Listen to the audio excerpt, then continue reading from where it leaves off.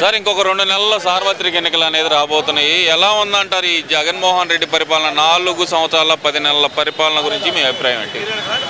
జగన్మోహన్ రెడ్డి పరిపాలన పిచ్చోడి చేతికి రాయిచ్చినట్టయింది. ప్రజలు, ఆంధ్రప్రదేశ్ ప్రజలు ఒక పిచ్చోడికి రాయి ఇచ్చారు. ఆ పిచ్చోడి చేతిలో ఏదో డైమండ్ ఉంది, అందరికి ఇసిరేసి అది తీసుకుందామని చెప్పి పిచ్చోడి చేతి రాయిస్తే అతను ఏం చేయాలి అది చేసేసాడు. సమాజాన్ని పగలగొట్టేశాడు. ఈ వ్యవస్థని కాదు, ఆ వ్యవస్థని కాదు, అన్ని వ్యవస్థల్ని చిన్నాభిన్నం చేసి కళాల నృత్యం చూస్తూ ప్రశాంతంగా ఇంట్లో కూర్చొని పబ్జీ గేమ్ ఆడుకుంటున్నాడు.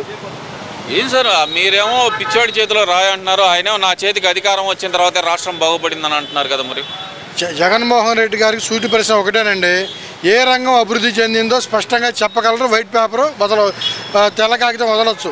నేను ఈ రంగాన్ని అభివృద్ధి చేశాను, ఈ రంగం అంతకుముందు ఇలా ఉంది, నేను వచ్చినాక ఈ 4.5 సంవత్సరం గడిచిపోయిన తర్వాత ఈ రంగంలో ఇంత అభివృద్ధి జరిగిందని ఒక వైట్ పేపర్ విడుదల చేయొచ్చుగా. విద్యారంగాన్ని బాగా అభివృద్ధి చేశాను అంటున్నారు కదా సార్. నిన్న ఆయన చెప్తున్న దాని ప్రకారం చూస్తేనే నేను వచ్చిన తర్వాత ఇంగ్లీష్ మీడియం తీసుకొచ్చాను అంటున్నాడు, నేను వచ్చిన తర్వాతే డిజిటల్ విద్యను తీసుకొచ్చాను అంటాడు.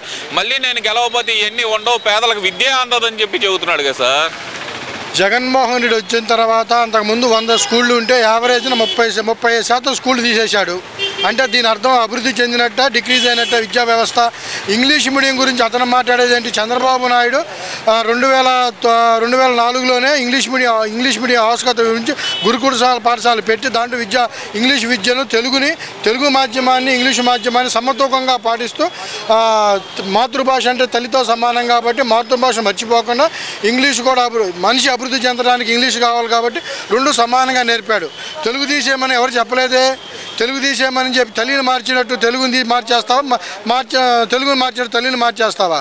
తెలుగు లేకుండా నీవు మనోభావాలు ఎలా వ్యక్తీకరిస్తావు ఏ ప్రపంచంలోకి వెళ్ళినా?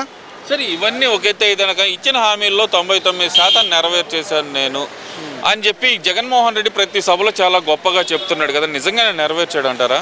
ఒకటండి, 99% నెరవేర్చారని చెబుతున్నాడు.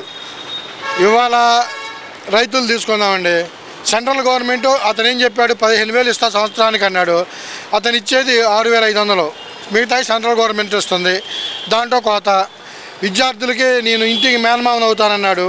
ఇంటికి ఎంతమంది పిల్లలుంటే అంతమంది స్కాలర్షిప్లు ఎత్తేసి తల్లి కానుక ఇస్తున్నాడు. దాంట్లో ఎంతమందికి ఇస్తున్నాడు? ఇంటికి ఒకళ్ళు, ఎంతమంది అయినా ఒకళ్ళు. అక్కడ మోసం చేశాడు. డ్వాక్రా మహిళలకి వాళ్ళకుండా సబ్సిడీలను ఎత్తేసి సంవత్సరానికి 10,000 ఇస్తున్నాడు.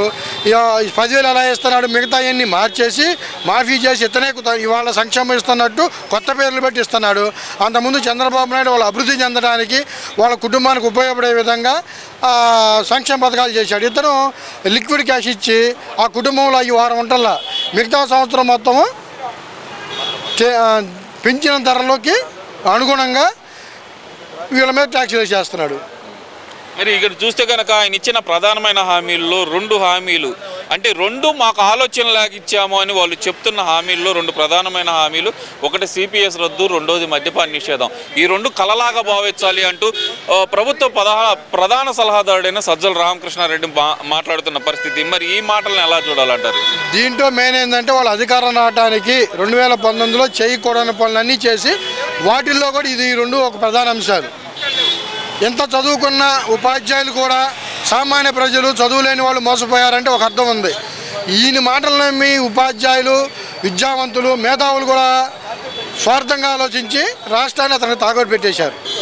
మరి మద్యపాన నిషేధం గురించి 2024 ఎలక్షన్ నాటికి ఓన్లీ 5 స్టార్ హోటల్లో మాత్రమే దొరికేటట్టు చేస్తాను అని చెప్పి ఇప్పుడు దాన్ని ఒక కలలాగా భావించాలి అంటూ వీళ్ళు మాట్లాడటాన్ని అసలు ఎలా చూడొచ్చు అంటారు? మద్యపాన నిషేధం ఆల్రెడీ 94లో వేసి మనం ఫెయిల్ అయ్యాం. మద్యపాన నిషేధం ఇవాళున్న పరిస్థితులు బట్టి, సామాజిక పరిస్థితులను బట్టి మద్యపాన నిషేధం ఎవరు చేయలేరు. కాకపోతే మద్యపానం వల్ల సమాజం ఇబ్బంది కలుగుతుంది కాబట్టి దాన్ని ఎంతో కొంత నియంత్రించాలని ప్రభుత్వాలు ఆలోచించాలి. కానీ పూర్తి స్థాయిలో మద్యపాన నిషేధం చేయలేరు. మళ్ళీ ఇంకో అంశం ఏంటంటే మద్యపానంలో కూడా కొంచెం బ్రాండ్లు, మంచి బ్రాండ్లు, ఆరోగ్యకరమైన బ్రాండ్లు, ఆరోగ్యం చెడిపోకుండా బ్రాండ్లు ఇస్తే ప్రజలు బాగుపడతారు. ఇతను ఈ మద్యపానాన్ని ఒక సొంత వ్యాపారంగా భావించి నెలకి యావరేజ్ మాకు ఇన్ఫర్మేషన్ ప్రకారం 150 కోట్ల రూపాయలు వ్యాపారం చక్కగా చేసుకుంటున్నాడు తన కుటీర పరిశ్రమలాగా. ఈ 4.5 సంవత్సరంలో చక్కగా నెలకు 150 కోట్ల నుంచి 200 కోట్లు ప్రజల నుంచి డైరెక్ట్గా దోపిడీ చేశాడండి. కానీ ఇక్కడ ముఖ్యంగా చూడాల్సింది ఏంటంటే కనుక జగన్మోహన్ రెడ్డి గతంలో చూస్తే కనుక 175 గెలుస్తామని నా వెంట్రుగా పేకలేరు అనే స్థాయి నుంచి ఇప్పుడు నేను మిమ్మల్ని నమ్ముకున్నాను అనే స్థాయికి ఎందుకు వచ్చాడంటారు? అతను ఆ రోజు ఉన్న పరిపాలనలో కానీ, తన పరిపాలన చేస్తున్న అధికారులు కానీ, తన ఎమ్మెల్యేలు కానీ తను చెప్పిన మాట వింటున్నారు. ఇది మొత్తం అంతా నిజంగానే ఉంది. ఇదే కళ, ఈ కళ ఎప్పుడు ఉంటుంది అనుకున్నాడు. అధికారులు కానీ, ఎమ్మెల్యేలు కానీ తన యొక్క అధికార కాల పరిమితి అయిపోయేటప్పుడు వాళ్ళు నిజసూపురం బయటకు వచ్చినాయి. ప్రజల యొక్క మనోభావాలు బయటకు వచ్చినాయి. అంతకుముందు తన అధికార దర్పంతో ప్రజల్ని, అధికారుల్ని, ఎమ్మెల్యేలని, ప్రతిపక్షాలను అందరినీ అణిచివేశాడు. ఈ అణిచివేత దూరం నుంచి ప్రజలు రివల్యూషన్కి వచ్చారు. రివల్యూషన్ మూలాన తనకి ఇవాళ ఏం చేయాలో అర్థం కాక తన పిచ్చి చేష్టలన్నీ ఇవాళ ప్రవర్తిస్తున్నాడు. ఇప్పుడు ముఖ్యంగా వైనాట్ 175 అయిన జగన్మోహన్ రెడ్డి ప్రతిపక్షాలని ఎందుకని కలవకూడదని కోరుకుంటున్నాడు అంటారు? ఒక మంచి సమాజం కోసం ఎంతమంది అయినా కలవచ్చు. మంచి సమాజం కోసం, ఒక దుర్మార్గుని ఎదిరించడం కోసం ఎవరైనా సమాజం యొక్క ఇవాళ కాదు ఆది నుంచి ఉంది. ఒక హిరణ్యకశిపుని చంపేటప్పుడు ఆ శక్తి దుర్గామాత అన్ని దేవతల్ని, సామాన్య ప్రజల నుంచి అన్ని దేవతల యొక్క కలుపుకొని యుద్ధం చేసి హిరణ్యకశిపుని చంపింది. అట్టానే ఈ హిరణ్యాక్షుని చంపడానికి ప్రజలందరూ ఏకమయ్యారు, ప్రతిపక్షాలన్నీ ఏకమైనవి. ఈ దుర్మార్గుని పారదోవడానికి ఇది తప్పు లేదు. ఇది ఎప్పటి నుంచో ఉన్నది. దుర్మార్గుల మీద యుద్ధం కలవడానికి కొన్ని యుగాల నుంచి ఉన్నది. ప్రతిపక్షాలని తోడేళ్ల గుంపుతో పోలుస్తూ మీ బిడ్డ మీద దాడి చేయడానికి వస్తున్నారు వీళ్ళందరూ కలిసి రాక్షసుల్లాగా. మీ బిడ్డ మీద దాడి చేయడానికి వస్తున్నారు రాక్షస గుంపు అంటూ ప్రతిపక్షాలను పోల్చడాన్ని అసలు ఎలా చూడొచ్చు అంటారు? ఇప్పుడు చెప్పా కదండి, రాక్షసుల గుంపు ఎవరిది? హిరణ్యాక్షుని చంపడానికి దేవతలందరూ ఏకమయ్యారు. ఇప్పుడు రాక్షసుడు ఎవరు? అతనే చెప్పాలి. రాక్షసుడు తన మీదకి దేవతలు, మనుషులు, కిన్నెర్లు, కింషులు అందరూ వస్తున్నారు. అది తన ఆపోజిట్ ఎదురు దాడి చేయడం అంటే ఇదే. మరి మీ బిడ్డ అంటున్నారు కదా జగన్మోహన్ రెడ్డి. ఒక బిడ్డ తల్లిని చూసుకున్నట్టు ఆ బిడ్డ రాష్ట్రాన్ని చూస్తున్నాడు అనుకోవచ్చు అంటారా? నిజంగానే ఒక బిడ్డ అనుకోవచ్చు అంటారా ఆయన్ని? ఏమండి, ఫస్ట్ ఇంటిలో చేయించి బయట చేయించమన్నారు. తల్లిని చూడమనండి, తోపుడి చెల్లెలు చూడమనండి, తర్వాత రాష్ట్రాన్ని చూడమనండి. తను ఈ ముగ్గురు పాత్రలకు ఎంత న్యాయం చేశాడో రాష్ట్రానికి కూడా అంతకన్నా దారుణంగా నాశనం చేశాడు. మరి మళ్ళీ అధికారంలోకి నేను రాకపోతే రాష్ట్రం సర్వనాశనం అయిపోతుందంటూ జగన్మోహన్ రెడ్డి చెప్తున్నారు కదండి, అది ఎంతవరకు వాస్తవం అంటారు? నిజంగా అతను మళ్ళీ అధికారంలోకి వస్తే ఇంకా మన ఆంధ్రప్రదేశ్లో పిన్ కోడ్ నెంబర్లు అవసరంలా, అన్నీ పోతాయి. అందరు ఇతర రాష్ట్రాలు వెళ్ళిపోతారు.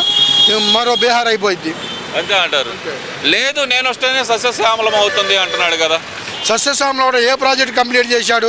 అంతకుముందు కట్టిన ప్రాజెక్టులు, సాగునీటి ప్రాజెక్టులు పెంచాడా? విద్యా వైద్యంలో కొత్త కల్పన చేశాడా? కొత్త ఉద్యోగాలు సృష్టించాడా?